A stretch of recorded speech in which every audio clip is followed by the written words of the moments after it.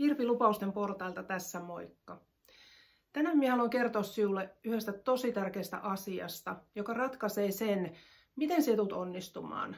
Tuutko sinä saavuttamaan niitä omia tavoitteita ja unelmia vai jääkö ne edelleen johonkin kauemmas ulottuvilta? Kyse on onnistumisen ensiaskeleista. Ja ensiaskeleet sisältää yhden äärimmäisen tärkeän asian. Oikeastaan onnistumisessa on kyse just tästä yhdestä asiasta. No, onnistuminen ei ole rakettitiedettä.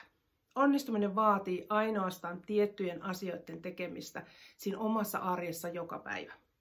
Ja se joka päivä tekeminen, se kuulostaa vaikealta, se kuulostaa työläältä ja se on se, mihin useimmat meistä kaatuu. Eli kun se tuntuu vaikealta se tekeminen, jo pelkän tekemisen ajatteleminen, niin se tekee siitä onnistumisesta vaikeaa.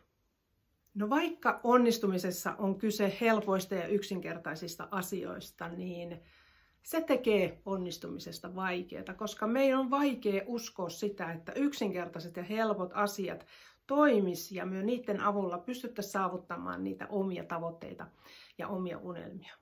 Me yritetään ihan liikaa, me yritetään sieltä vaikeimman kautta, vaikka se onnistuminen voisi olla helpompaa hyödyntämällä niitä yksinkertaisia ja helppoja työkaluja.